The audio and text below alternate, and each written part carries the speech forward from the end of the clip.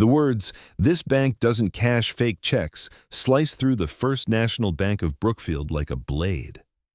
Robert Hayes stares at the blonde teller, veteran's cap on his head, pressed shirt crisp, government check still in his trembling hand.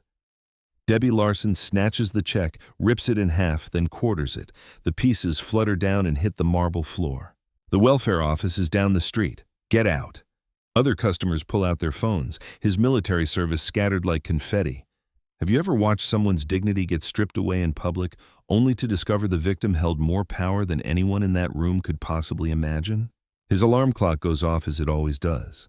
Robert Hayes rises from his bed with military precision, hospital corners on the sheets, combat boots lined up by the door. Every morning starts the same way it has for decades. The bathroom mirror reflects graying temples and weathered hands. Shaving cream applied in smooth, even strokes. The ritual never changes, discipline carved into muscle memory. His modest suburban home in Brookfield tells a different story than most people see. An American flag hangs proudly on the front porch.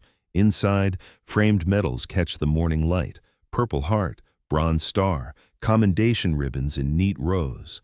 Most folks in Brookfield don't know about the medals. Robert makes coffee in his small kitchen. The newspaper waits on the table. He turns straight to the Veterans Affairs section. Phone messages from younger vets flash on his old answering machine. He'll call them back after breakfast. His old Honda Civic starts on the first try. He maintains it like military equipment. Everything in its place. Brookfield's tree-lined streets wind past white picket fences and manicured lawns. This small town runs on routine. Everyone waves to everyone. Most people know each other's business, except they don't really know Robert. At Joe's Diner, elderly customers nod politely when he enters. Helen Parker waves from her usual booth. She knows him from the food bank where he volunteers regularly, organizing supplies with the same precision he once used for military operations. "Morning, Robert," Bill calls out to the cook. "Usual coffee to go." "Yes, sir, thank you." Robert pays exact change. He tips well. He holds the door for others, the kind of man who makes communities better just by being there. The post office next. Mrs. Evans struggles with heavy packages. Robert appears at her elbow without being asked. "Let me help you with those, ma'am." "Thank you, dear. You're so kind." She doesn't know he once carried wounded soldiers across desert battlefields. Kindness comes naturally to men who have seen too much cruelty. At Wilson's grocery, Robert lets 3 people cut ahead of him in line. The elderly woman with 1 item, the mother with crying twins, the teenager buying lunch before school. Small acts, quiet service. No one notices heroes in checkout lines, but Debbie Larson notices different things. First National Bank sits on Main Street like an old money fortress. Marble floors gleam under crystal chandeliers. Wood paneling speaks of tradition and respectability. The kind of place that served the right kind of people for over a century. Debbie has worked here a long time. Head teller, born and raised in Brookfield's affluent section. BMW in the driveway. Social connections that matter. Family name on the donor wall at the country club. She has built a reputation as someone who protects the bank's interests. Translation: she keeps out the riffraff, the undesirable elements trying to move into nice neighborhoods. Debbie's BMW passes Robert's old car on Cedar Street. She notices, judges, files away information about who belongs where. The check Robert carries tells a story Debbie will never bother to read. Operation Desert Storm, chemical weapons disposal, classified missions that couldn't be discussed for decades. Men who breathed poison so civilians wouldn't. Heroes hidden by security clearances and government paperwork. The Department of Veterans Affairs recently declassified documents proving what Robert's unit endured. Chemical exposure that caused long-term health problems, liver damage, respiratory issues, pain that wakes him up at night. The check represents justice delayed, compensation for service that nearly killed him. Money earned in desert sand and chemical clouds, while most Americans slept safely in their beds. Robert parks outside the bank. He checks his reflection in the rearview mirror. He straightens his veteran's cap, the same cap he has worn for a long time, faded but clean, respectful but proud. He doesn't know Debbie watched him park. He doesn't see her lips purse in disapproval. He doesn't notice how she prepares herself to handle another one of those people. Inside the bank, afternoon light filters through tall windows. Customers conduct quiet business. The atmosphere hums with small-town routine and old money confidence. Robert approaches Debbie's window because the line is shortest, a simple choice that will change everything. He believes in the system, trusts institutions, fought to protect the very values this bank claims to represent. In his pocket, the government check bears official seals and signatures, legal documentation of service and sacrifice, a paper trail that connects back to Pentagon files and classified operations. But Debbie sees only skin color and assumptions. The collision between prejudice and truth is about to shatter the quiet afternoon like broken glass. Have you ever watched someone's dignity get stripped away in public only to discover the victim held more power than anyone in that room could possibly imagine? The bank's marble floor echoes with Robert's footsteps. Lunch hour rush fills every teller window except one. Debbie's line moves the fastest. People avoid her sharp tongue. Robert doesn't know her reputation yet. "Good afternoon, ma'am." His voice carries decades of military respect. "I'd like to deposit this check into my account, please." Debbie's manicured fingers paw over her keyboard. Her eyes scan Robert from head to toe. Veteran's cap, pressed khakis, clean shirt. But he lives on Pine Street, the transitional neighborhood where those people have been moving. ID and account number. Her tone could freeze water. Robert slides his driver's license across the marble counter, account information written neatly on a slip of paper. Everything prepared, everything proper. Debbie glances at the address, Pine Street. Her suspicions are confirmed. What kind of check is this? She hasn't looked at it yet. The question carries accusations. "Government check, ma'am. Compensation from the Department of Veterans Affairs." Debbie's eyebrows arch. She has heard that story before. Deadbeats always claim military service when caught in lies. The check itself tells a different story. Official Treasury seal, department head, computer-generated precision. But the amount stops Debbie cold. It seems excessive. Men like Robert don't earn money like that, not legally. "Sir, this amount seems excessive." Her voice rises just enough for nearby customers to hear. "I'm going to need additional verification." Robert remains patient. Military service teaches you to deal with bureaucracy. "Of course, ma'am. What verification do you need?" "Well, for starters," Debbie leans forward, studying Robert like evidence in a crime scene. "How does someone in your situation get this kind of money from the government?" The words hang in the air like smoke. Other customers begin to notice. Conversations slow, heads turn. "My situation." Robert's voice stays level, but something tightens around his eyes. "I mean, this is a substantial amount from some department I've never heard of, and frankly," she pauses, letting her gaze travel over Robert again, "it doesn't match your profile." Helen Parker stands a few customers back in line. She recognizes Robert from the food bank, the quiet man who organizes supplies without fanfare, never asks for credit, never seeks attention. She frowns at Debbie's tone. "Ma'am, I assure you the check is legitimate." Robert maintains the composure that comes from facing real enemies in real wars. "It's compensation for service-related health issues, if you need to verify through official channels." "Service-related." Debbie's laugh cuts sharp as broken glass. "What kind of service? Local recruiting office?" The insult lands like a physical blow. Robert's jaw tightens almost imperceptibly. "He served in combat operations, ma'am, if you'd like to contact the VA office." "Listen." Debbie's voice climbs another notch. More customers stop their business to stare. "I've seen plenty of fraudulent checks. This has all the hallmarks: suspicious amount, obscure issuing agency, and quite honestly, it doesn't fit." "Doesn't fit what? You know what I mean?" The silence stretches like a held breath. Everyone in the bank understands exactly what Debbie means. Robert feels the weight of their stares. Some are sympathetic, some are curious. Some are already judging. "I'd like to speak with your manager, please. The manager is unavailable." Debbie's tone suggests the conversation is over. And even if he were here, he'd tell you the same thing. "We don't cash suspicious checks." "What makes this check suspicious?" Robert's military training keeps his voice steady. "You have my identification, my account information. The check bears official government seals. The seals could be fake, then verify them. I don't need to verify obvious fraud." Paul Anderson pulls out his phone. The high school teacher recognizes discrimination when he sees it. His finger hovers over the record button. "Ma'am, I've provided everything you've requested. I'm simply asking you to follow standard verification procedures." "Standard procedures?" Debbie's voice drips condescension. "The standard procedure is protecting this bank from people trying to defraud us. People like me. People trying to cash fake government checks for ridiculous amounts of money. Emily Carter starts live streaming from her phone. She has seen enough injustice in hospitals to recognize it in banks. Comments are going crazy, she whispers to her phone. This is unreal. Debbie notices the phones. Instead of backing down, she doubles her bet. You know what? I've had enough of this. Her voice carries to every corner of the bank now. These fake government assistance checks are becoming a real problem. Robert's hands remain steady on the counter, but something cold settles in his chest. Government assistance? As if his military service and sacrifice amount to welfare fraud. Ma'am, this is not government assistance. This is compensation for... Debbie snatches the check before he can finish. The paper feels substantial in her fingers. High-quality government printing. Watermarks catch the light. Security features she doesn't recognize. For a split second, doubt flickers across her face. Then she remembers who she is dealing with. I don't know what kind of scam you're running, Debbie announces to her growing audience, but it won't work here. Without warning, she tears the check in half. The sound echoes like a gunshot. Conversations stop. Phones rise. Helen Parker gasps audibly. There, Debbie tears the halves into quarters. Now you can't try to cash this fake check anywhere else.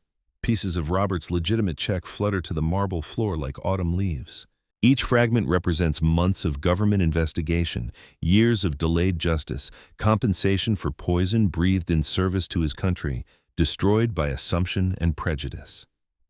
Consider it a public service, Debbie adds with satisfaction. Robert stares at the scattered pieces. His hands don't shake. His voice doesn't rise. But something fundamental breaks inside him. Not his spirit, his faith in the system he spent his life defending. Ma'am, his words come quiet as prayer. You just destroyed a legitimate government check. I destroyed a piece of fraud. You destroyed my money without verification, investigation, or due process. Your money? Debbie laughs. Right. The security guard approaches reluctantly. George Fisher, an Army veteran himself. He recognizes something in Robert's bearing. The way the man holds himself. The controlled discipline. Ma'am? George addresses Debbie carefully. Maybe we should call the manager back from lunch. I don't need the manager to handle obvious fraud. Debbie presses her call button. George, please escort this gentleman out. He's causing a disturbance. George looks between Robert and Debbie, one man standing quietly with dignity intact. One woman created a scene for an audience. Sir? George's voice carries reluctant authority. I'm going to have to ask you to step back from the window. Robert looks at George's uniform, reads the years in his eyes. Soldier to soldier. Sergeant, this woman just destroyed my property, a legitimate check from the United States government. I haven't raised my voice, made threats, or caused any disturbance. George hears the military address, notices the bearing, the discipline. Something clicks. Debbie, George says carefully, did you verify the check before? I don't need to verify obvious fake documents. Debbie's voice climbs toward hysteria. And I don't need security guards questioning my judgment. Assistant Manager Nancy Cooper hurries over from her lunch break. Coffee stains on her blouse, nervous energy radiating from her small frame. What's the problem here? This gentleman tried to cash a fraudulent government check, Debbie announces. When I properly disposed of the fake document, he became belligerent. Nancy looks at the torn pieces on the floor, at Robert standing with quiet dignity, at the phones recording everything. Sir, if the check was legitimate, we could have verified it through proper channels. Ma'am, I offered verification. Your employee refused and destroyed my property without investigation. He's lying, Debbie interjects. He became aggressive when I questioned the obvious fraud. Helen Parker steps forward. Excuse me, but I know this man. He volunteers at our community food bank regularly. He's never been anything but respectful and helpful. Ma'am, please step back, Debbie snaps. This doesn't concern you. But it concerns Paul Anderson, still recording. It concerns Emily Carter, whose live stream now has many viewers. It concerns every person in that bank watching prejudice destroy justice in real time. Sir, Nancy tries diplomacy. I'm going to have to ask you to leave. If you believe the check was legitimate, you can contact the issuing agency for a replacement. Robert looks at her, sees fear in her eyes, fear of confronting the truth about what just happened. So your solution is for me to leave quietly after your employee destroyed my money based on her assumptions about what I deserve. Now he's playing the race card, Debbie announces triumphantly. I knew this was coming. The words hit like a slap. Robert served his country without regard to race, bled for Americans of every color, protected freedoms for people who now question his right to basic respect. "Ma'am, I'm not playing anything. I'm asking for the same service you'd provide any other customer." But Debbie has made her choice. Nancy has made hers. The system Robert spent his life defending has failed him completely. Time for a different kind of service. Robert pulls out his phone. Robert's phone emerges from his pocket with deliberate precision, the same controlled movement he once used for weapons handling. Every action is measured. Every decision is calculated. Debbie sees the phone and smirks. "Oh, calling your lawyer. Good luck with that." She turns to Nancy with theatrical confidence. "Watch this. They always threaten lawsuits when their scams don't work. But Robert isn't calling a lawyer." "Yes, this is Robert Hayes," he says into the phone. His voice carries military authority that cuts through the bank's chatter. "I need to report the destruction of a treasury check, First National Bank of Brookfield." Debbie's smirk falters slightly. "Treasury check? She destroyed a welfare check, right?" The voice on the other end grows louder, urgent. Professional people nearby can hear fragments of the conversation. "Mr. Hayes, did you say treasury check? That's a federal financial instrument. The destruction of federal documents is a serious crime. Are you in immediate danger?" Debbie's face drains paler. "I'm safe," Robert continues, "but the teller destroyed my compensation check without verification. The amount was substantial. Dead silence spreads through the bank like spilled ink. Sir, we're dispatching federal agents immediately. Please remain on location and preserve any evidence, including security footage."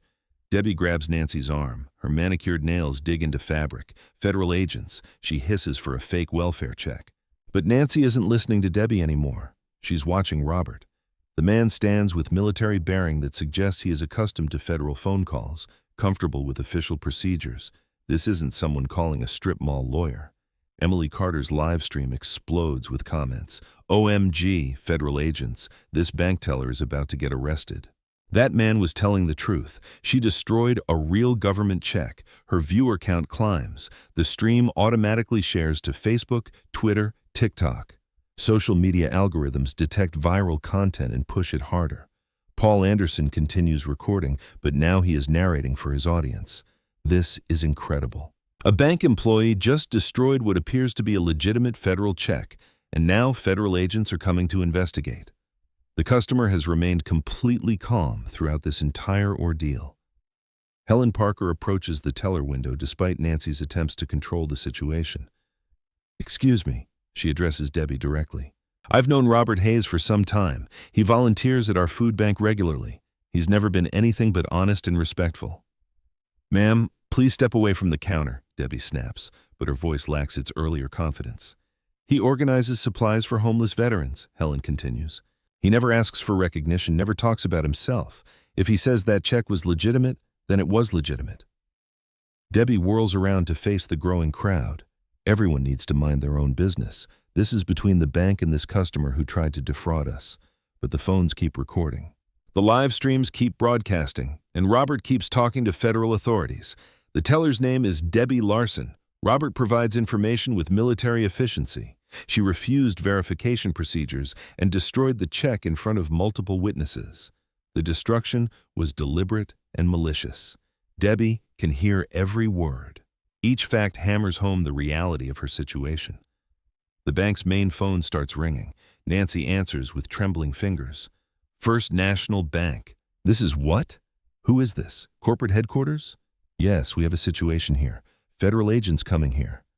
When she hangs up, she stares at Debbie with wide eyes. That was the regional office. They've received multiple calls about this incident, including one from the Department of the Treasury. There are federal agents on the way to this location. Debbie's world tilts sideways. "That's impossible. I destroyed a fake check. I was protecting the bank." "Debbie." Nancy's voice drops to a whisper. "What if it wasn't fake?" For the first time, real doubt creeps into Debbie's consciousness. She replays the moment in her mind. The check felt substantial. High-quality paper, professional printing, security features she didn't examine. But he's black, lives on Pine Street, drives an old car. People like that don't get large checks from the government, do they? Robert ends his phone call and addresses the bank staff. "Federal agents will arrive shortly. They've requested that all security footage be preserved. No one should leave the premises." George Fisher, the security guard, steps forward. "Sir, I need to ask what branch of service." Robert looks at the older man, sees recognition in his eyes. Soldier to soldier, Army combat engineer, 3 tours to Iraq.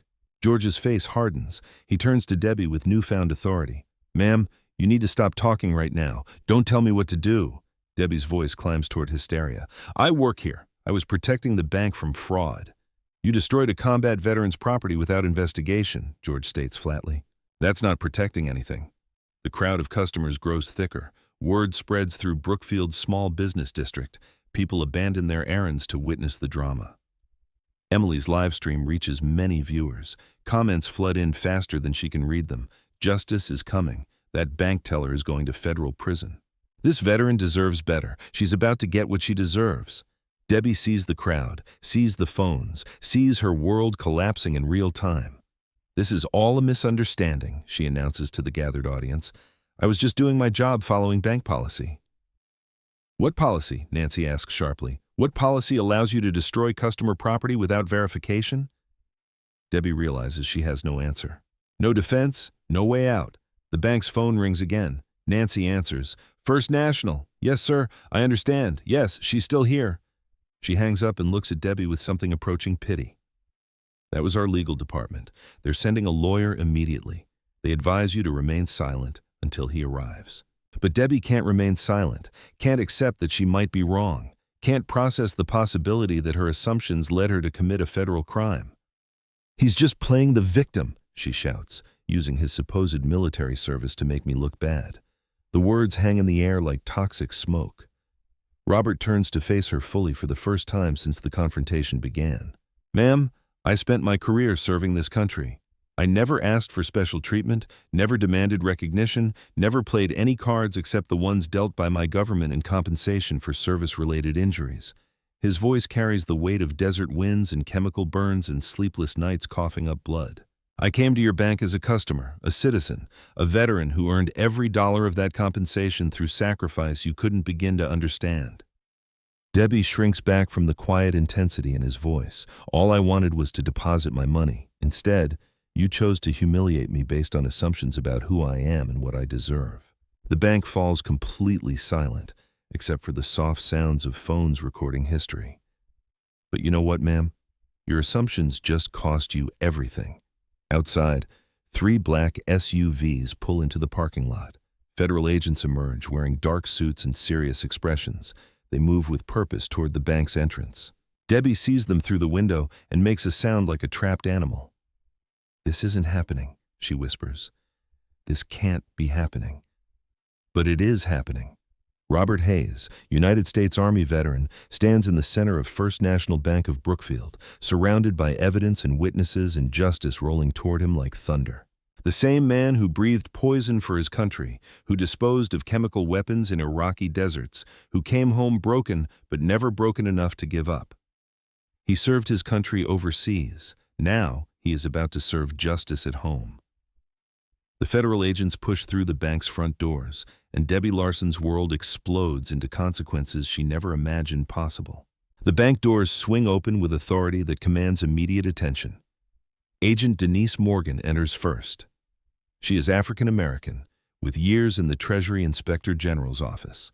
Her dark suit fits like armor, badge gleaming on her belt.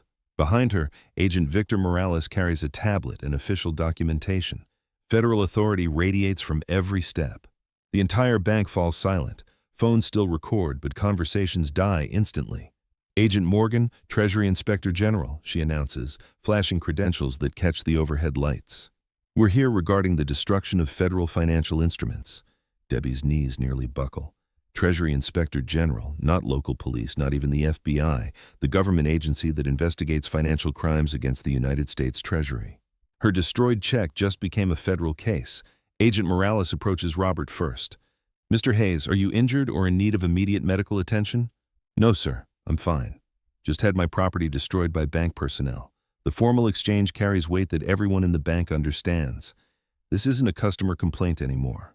This is a federal investigation with a federal victim."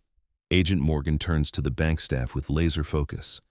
"Who destroyed the Treasury check?" Nancy points at Debbie with a trembling finger. All loyalty evaporates when federal agents ask direct questions. Debbie steps forward, still clinging to her version of reality. Agents, I'm Debbie Larson, head teller. This gentleman tried to cash an obviously fraudulent government check. I was protecting the bank from fraud. Agent Morgan consults her tablet.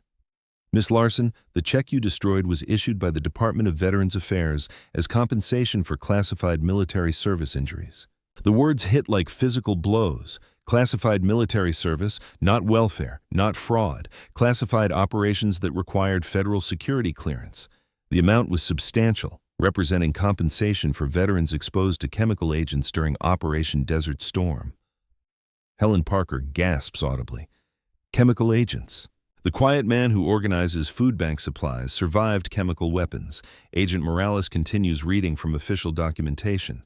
Staff Sergeant Robert Hayes, United States Army, retired, Purple Heart recipient for injuries sustained during chemical exposure while serving with the Combat Engineer Battalion. The bank's atmosphere shifts like a fault line cracking. Every assumption crumbles. Every prejudice is exposed.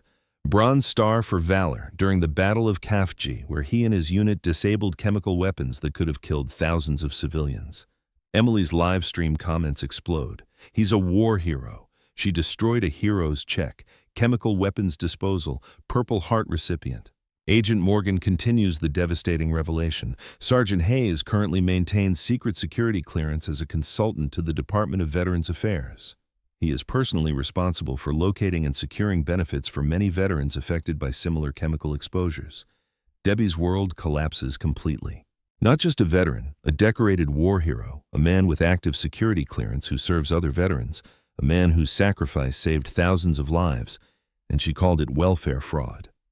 Furthermore, Agent Morales adds, Mr. Hayes' unit handled disposal of chemical weapons that Saddam Hussein's forces abandoned during the Gulf War retreat. Classified operations that couldn't be discussed until documents were declassified recently. Robert stands quietly as his service record fills the bank. No pride in his bearing, no I told you so attitude. Just the same quiet dignity he has carried since walking through those doors. George Fisher, the security guard, removes his hat.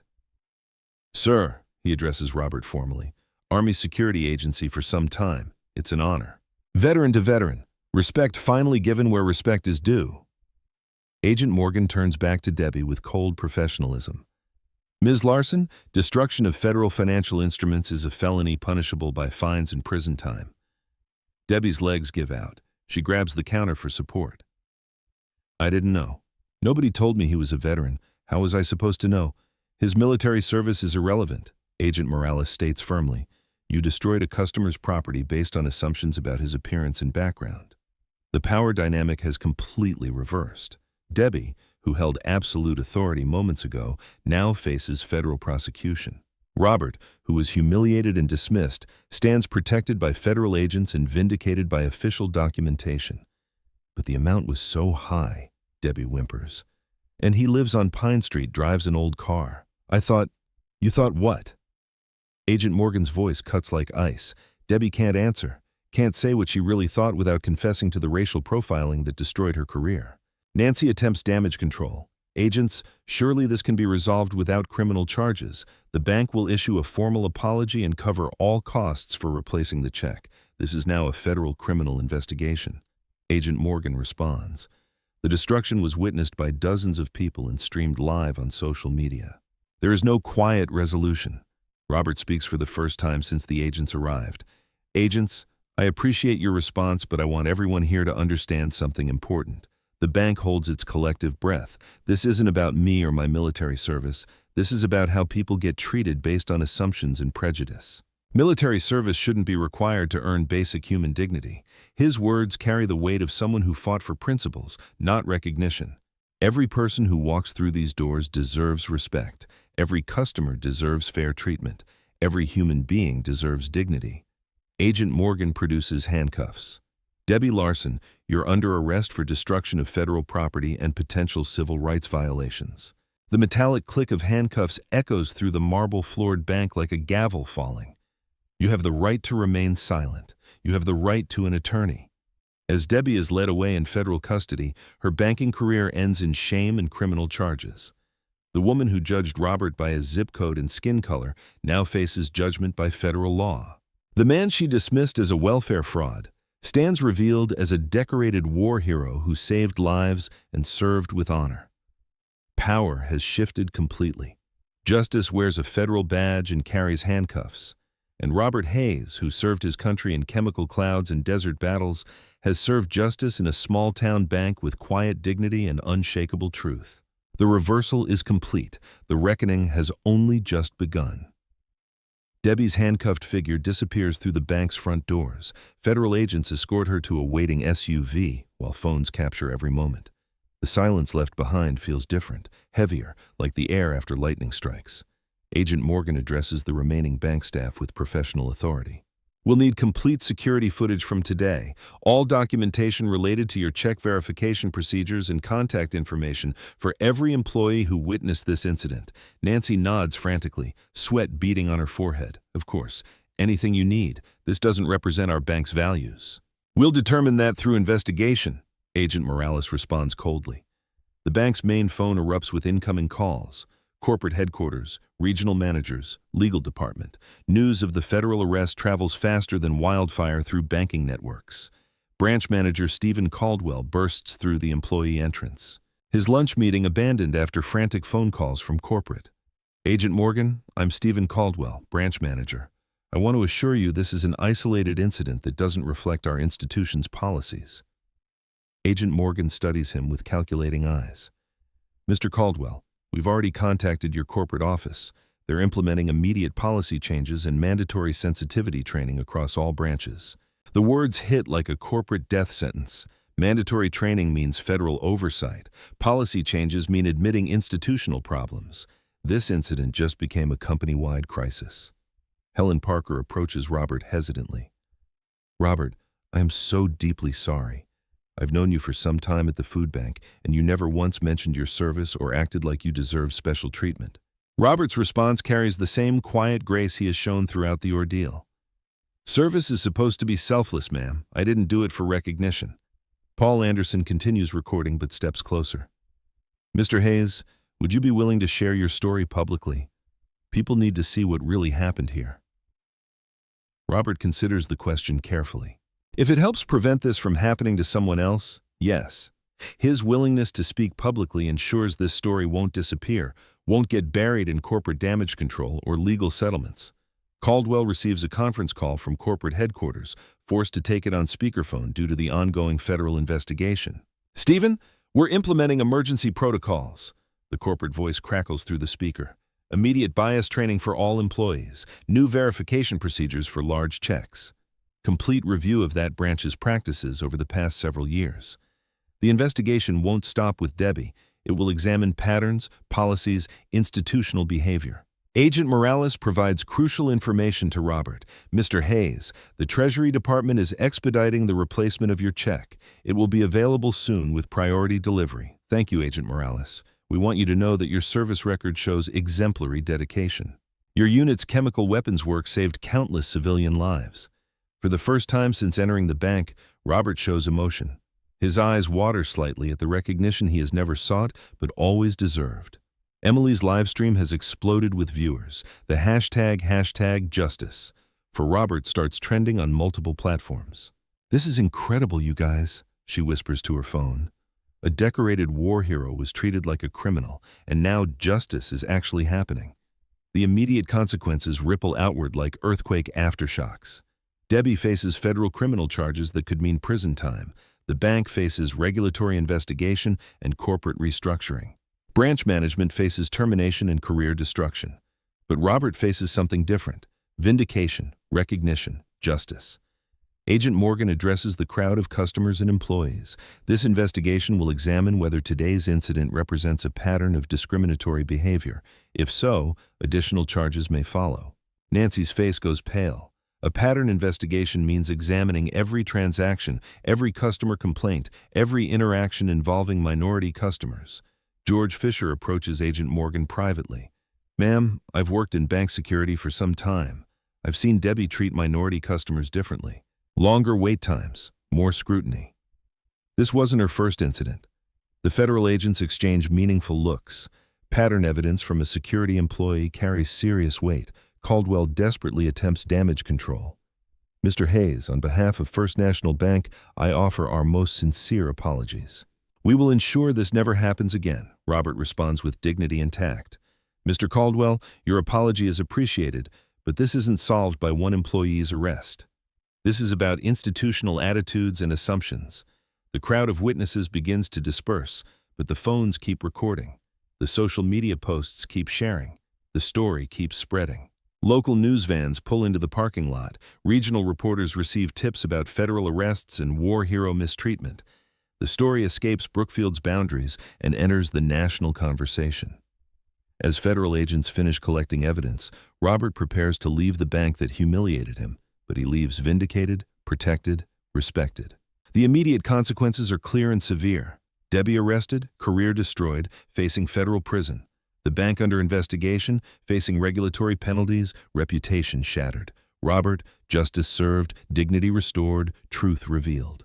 Sometimes the system works. Sometimes heroes get recognition. Sometimes justice comes with federal badges and handcuffs. The immediate reckoning is complete. The expanded justice is just beginning. Sometime after Debbie's arrest, the FBI's Civil Rights Division transforms the simple bank incident into a federal case study. Special Agent Rachel Kane leads a team of investigators through several years of First National Bank records. Computer screens glow with data patterns that reveal institutional discrimination hidden in plain sight. We've identified many similar incidents at this branch alone. Debbie Larson wasn't an anomaly. She was part of a systematic pattern. The investigation reveals devastating statistics. Black customers waited longer than white customers. Latino customers faced additional verification requirements far more often. Asian customers had large checks flagged for fraud investigation at higher rates. The pattern spans years, hundreds of victims, institutional racism disguised as banking policy. But the story explodes beyond federal investigations when major news networks discover Robert's background. CNN leads with breaking news: decorated war hero humiliated by bank teller who destroyed his compensation check. The Washington Post front page features Robert in his military dress uniform. Purple Heart recipient's check destroyed by prejudiced bank employee. MSNBC dedicates an entire evening segment. The veteran who exposed banking discrimination. Social media amplifies the story exponentially. #Justice. For Robert reaches millions of mentions across platforms. The video of Debbie destroying the check goes viral with millions of views. But expanded justice requires more than media coverage. It requires legal consequences. Federal courthouse, sometime later. Debbie sits in an orange jumpsuit flanked by an overworked public defender. The charges have expanded beyond simple destruction of federal property. Prosecutor Rachel Bennett addresses the packed courtroom. Your Honor, the defendant didn't just destroy a piece of paper. She used her position of authority to systematically discriminate against minority customers, culminating in the destruction of a substantial treasury check belonging to a decorated combat veteran. The evidence presented is overwhelming. Security footage showing Debbie's different treatment of minority customers, recorded customer complaints filed with management over time, all ignored. Internal bank emails revealing management's awareness of discriminatory practices. Statistical analysis proving disparate treatment based on race and ethnicity. Debbie's defense attorney attempts damage control. Your Honor, my client made an error in judgment. She believed she was protecting the bank from fraud, but Prosecutor Bennett destroys that defense with devastating evidence. The defendant made no attempt to verify the check. She destroyed it quickly after seeing the customer. Her actions were based solely on racial assumptions. The trial became a media sensation. Court TV broadcasts live coverage. Legal experts analyze every witness testimony. Civil rights organizations pack the courtroom galleries. Robert takes the witness stand wearing his military dress uniform. Purple Heart ribbon visible on his chest, bronze star gleaming under courtroom lights. Mr. Hayes, Prosecutor Bennett begins, please tell the court about your military service. Robert's testimony transforms the courtroom. I served as a combat engineer, multiple tours in Iraq handling chemical weapons disposal. My unit prevented those weapons from reaching civilian populations. How did you feel when Ms. Larson destroyed your check? I felt the same way I felt when government officials initially denied our chemical exposure. Like my service, my sacrifice, my very existence didn't matter because of who I am. Several jurors wipe away tears. The gallery sits in complete silence. Debbie's former colleagues provide damning testimony. A bank employee said Debbie regularly made racist comments about minority customers. She called it protecting the bank's reputation.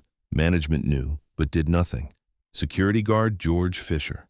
I witnessed Debbie treat black customers differently for years. Longer waits, more scrutiny, more suspicion. Assistant manager Nancy Cooper. We received many formal complaints about discriminatory treatment. Corporate told us to handle it internally. The evidence paints a picture of institutional racism enabled by management indifference. After some time of testimony, the jury deliberates for only a short time. We find the defendant, Debbie Larson, guilty on all charges. Judge Elizabeth Harper delivers a sentence that sends shockwaves through the banking industry. Ms. Larson, your actions represent an assault on the principles of equality that veterans like Mr. Hayes fought to defend. Debbie's sentence: prison time, fines, community service with veteran organizations, lifetime ban from working in financial services, mandatory bias counseling. But individual justice isn't enough. The investigation expands to institutional consequences. First National Bank faces severe federal penalties. The Office of the Comptroller of the Currency imposes a large fine for civil rights violations. Federal banking regulators assign a court-appointed monitor for several years. The Department of Justice mandates complete restructuring of customer service policies. A fund is established to compensate other affected customers. Corporate heads roll like dominoes. Branch manager Stephen Caldwell terminated with cause. Career destroyed. Regional supervisors fired for enabling discriminatory practices. Corporate executives forced to resign. Industry blacklisting.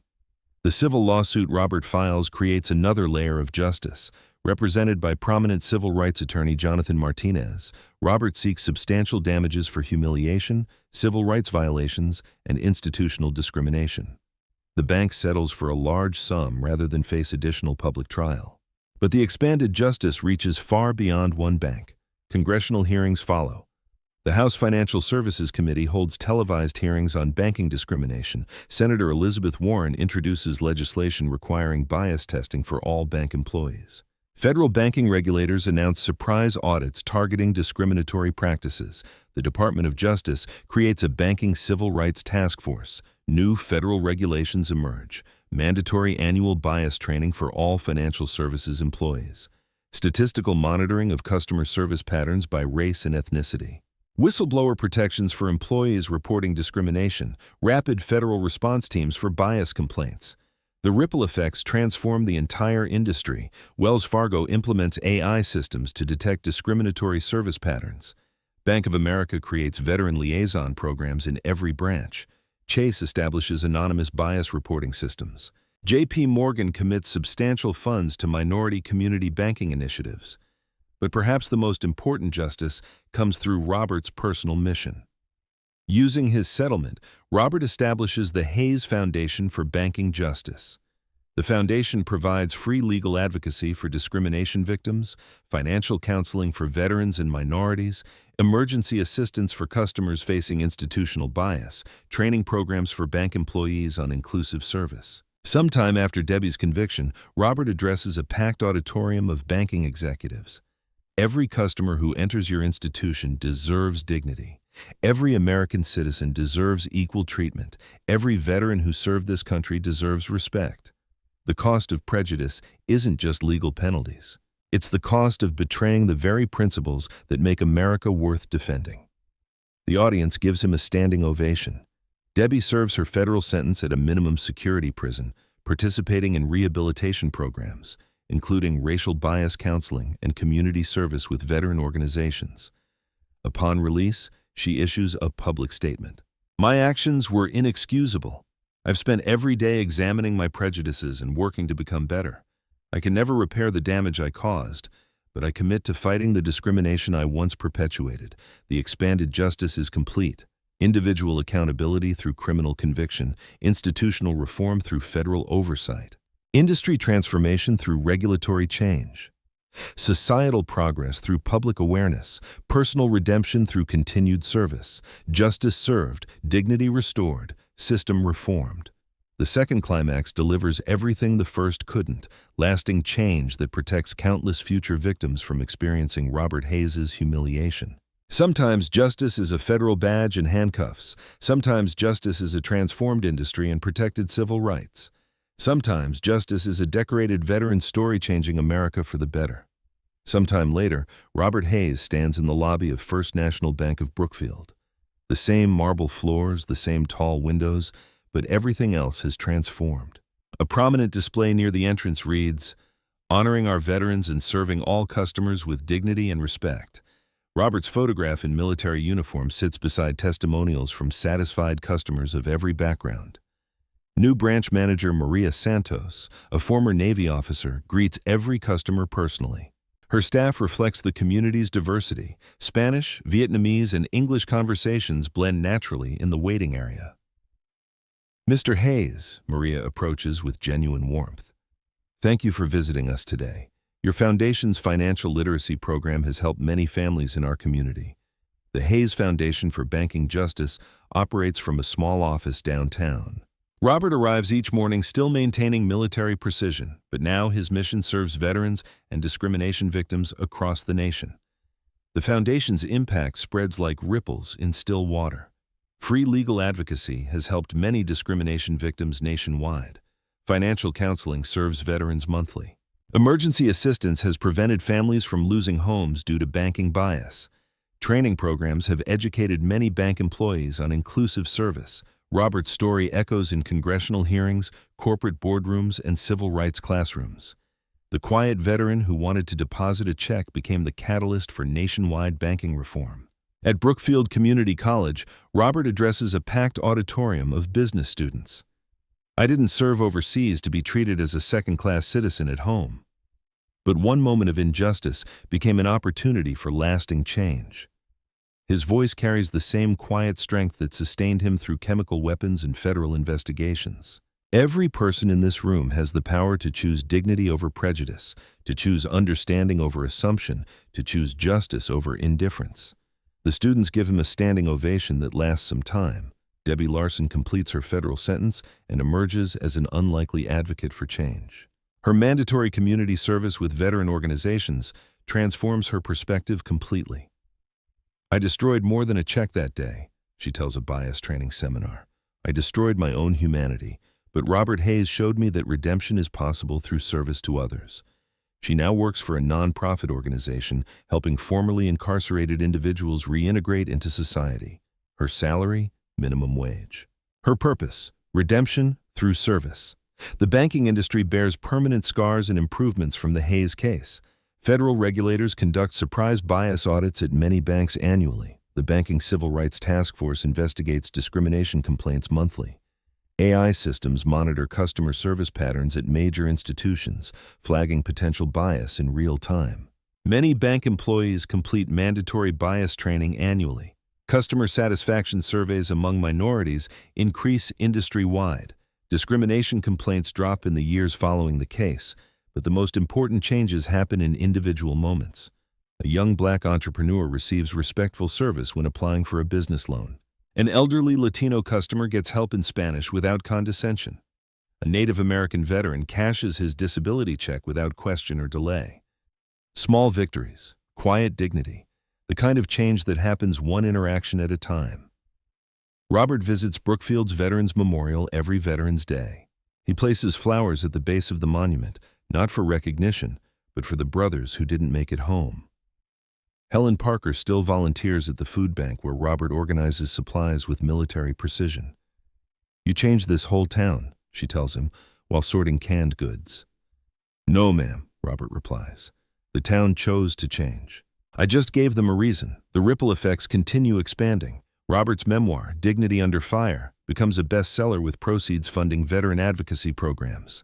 The Academy Award-winning documentary Torn Check, Broken System educates millions about banking discrimination. The Hayes Act passes Congress with bipartisan support, creating federal protections for veterans in financial services. Many universities add Robert's case to their business ethics curricula, but success doesn't change Robert's morning routine. Up early, coffee and newspaper, phone calls to veterans who need help navigating bureaucracy. Service never ends for those who understand its true meaning. People ask me if I'm angry about what happened, Robert reflects during a final interview. I'm not angry. I'm hopeful. One person's prejudice became a catalyst for systemic change. That's the power of standing up for what's right. He continues, I served overseas to protect American values of equality and justice. When those values were violated in my hometown bank, I had to serve again, this time in courtrooms and congressional hearings. Service takes many forms, but it never ends. The camera captures Robert walking through Brookfield's downtown, greeting neighbors of every background. Korean War veterans, young families, small business owners, all treated with the same respect he fought to secure for everyone. Robert Hayes, combat veteran, Purple Heart recipient, civil rights champion, catalyst for justice. His story proves that ordinary people can create extraordinary change when they refuse to accept injustice. Subscribe to see more stories of courage creating change. Like this video if you believe everyone deserves dignity and respect. Share Robert's story to spread awareness about discrimination and the power of standing up for what's right. In the quiet streets of Brookfield, one ordinary afternoon taught us a lesson that still echoes in the heart. Never judge a person by the color of their skin, the neighborhood they live in, or the car they drive. Robert Hayes, a man who once risked everything in the desert sands to protect the very freedoms we enjoy, walked into that bank carrying not just a government check, but decades of silent sacrifice, quiet dignity, and unbreakable honor, yet in a single cruel moment. All of that was dismissed because someone saw only what they wanted to see. His medals stayed hidden, his pain went unspoken, and his service was reduced to suspicion.